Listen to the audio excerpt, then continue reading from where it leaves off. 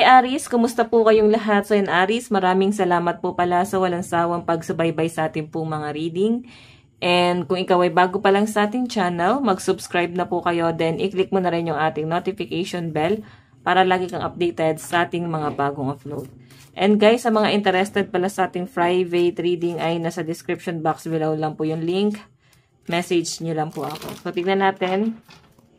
Ganap sa inyo this week. By the way guys, bago tayo mag-start, maganda pa rin na alam yung inyong Sun, Moon, Rising, and Venus sign para sa iba pang guidance. Okay, Aries, Sun, Moon, Rising, and Venus sign. Ano po yung possible na ganap kay Aries this week? Aries. Meron tayong Knight of Axe. Knight of Axe, Knight of Swords. Medyo ano kayo guys, medyo parang hindi nyo control yung emosyon nyo this week. Medyo maiksi ang pasensya ng mga Aries daw po this week. Siguro ang dami kasing nangyayari, nakaka-pressure, ang daming problemang pinupukol sa inyo.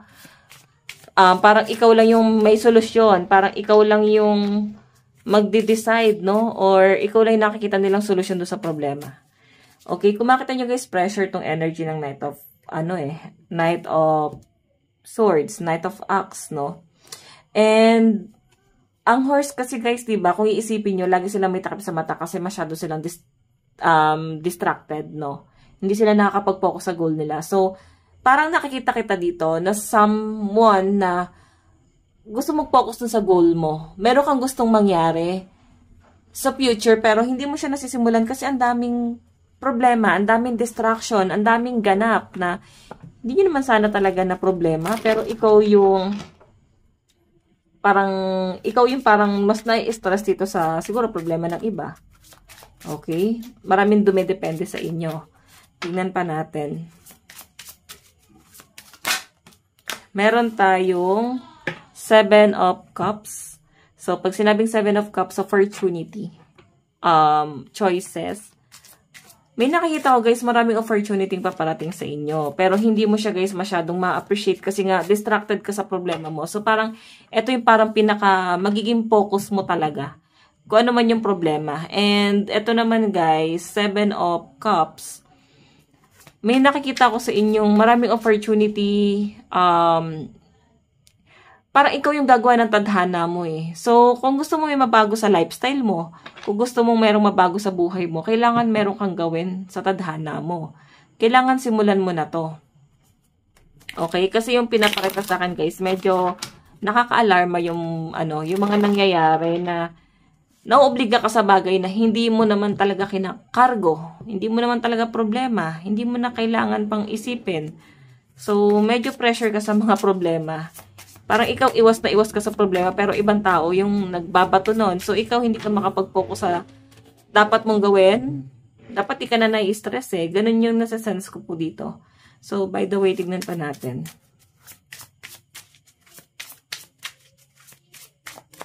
Meron tayong Knight of Pentacles.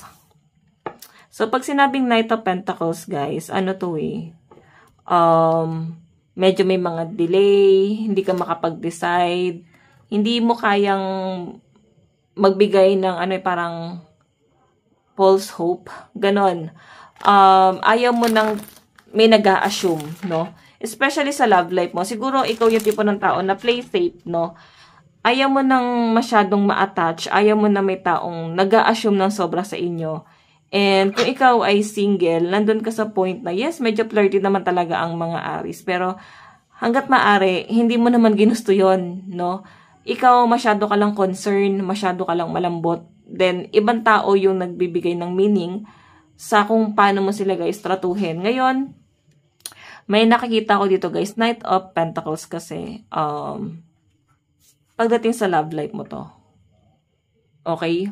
Pagdating sa love life mo, meron ditong someone na feeling entitled. Feeling entitled or umaasa sa inyo. Oo. May nag-aantay sa inyo. Medyo ano to guys, no?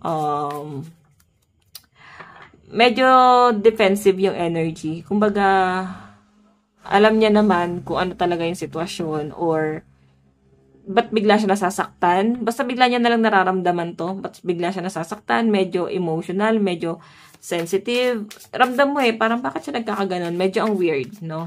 Pwede hindi mo pa karelasyon tong taong to, pero mararamdaman mo yung mararamdaman mo yung action niya sa inyo, mararamdaman mo kung paano kanya tinatrato, ba't masyadong feeling entitled sa buhay mo. So, yun po. Tignan pa natin. Meron tayong The Woodsman. Ito guys ay si The Hermit, no? Ngayon, naguguluhan pa rin yung mga Aries.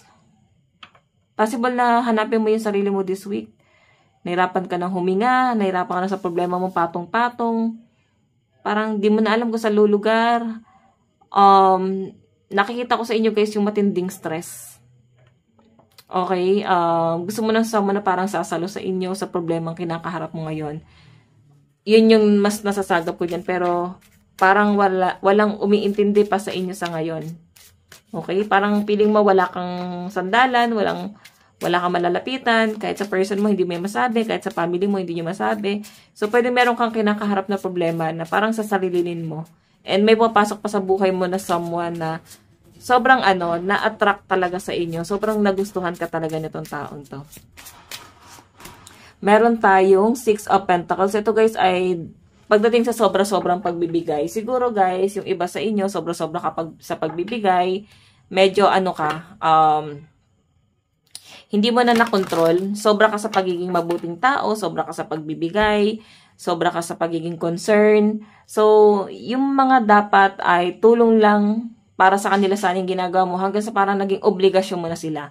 Hanggang sa parang masyado na silang dumepende. Ikaw yung sobrang concerned dito. Pero parang ang dating, ba't parang inuutakan ko ba kayo? Ganon, parang ginagamit ko ba kayo? Kasi ikaw, mas ginawa mo magaan yung buhay or para hindi na mas malaki pa sana yung gulo, kinargo mo na. Pero guys, ang dating kasi, dito is, parang ikaw, parang sila pa yung dihado. Kahit ikaw naman talaga yung dihado, kasi ikaw na yung sobrang nagbigay dito. Ikaw na yung sobrang nagbigay ng security dito. So, sobrang pagmamalasakit to guys. Kaya piliin mo yung mga taong pinagmamalasakitan mo, okay? So, by the way, tingnan pa natin. Meron tayong the Fool is new beginning or someone na medyo pressure, no? So, pag sinabing pressure, hindi nyo alam pa yung ginagawa nyo. Or hindi ka masyadong naging prepared doon sa buhay na meron ka ngayon. Or sa problemang meron ka nakakaharapin this week. Parang hindi ka naging handa dito sa pinapakita sa akin, Aries. Kaya medyo frustrate, nakakabalisa, nakakasabog ng energy. So, possible guys na maging emotional ka this week, no? Okay, iwasan nyo guys kontrolin yung emosyon nyo kasi baka hindi maganda. Yung nakikita ko, pwedeng magkaroon kayo ng parang suicidal thoughts. So, wag naman, kailangan guys, lumaban kayo, no? Kasi dala to guys sa pressure nyo sa mga responsibilidad, sa family, sobrang concern, sobrang pagmamalasakit na, alam yan, gusto nyo na guys umalis sa ganong klase ng cycle, pero hindi mo magawa. Or hindi mo siya magagawa this week. So, by the way, additional message is justice. So, ito naman guys, gusto mo ng something na katarungan. Parang nasa ng hustisya this week, no? So, by the way, tingnan natin. Kasi parang hindi nyo guys nakukuha yon. Walang balance na nangyayari sa family.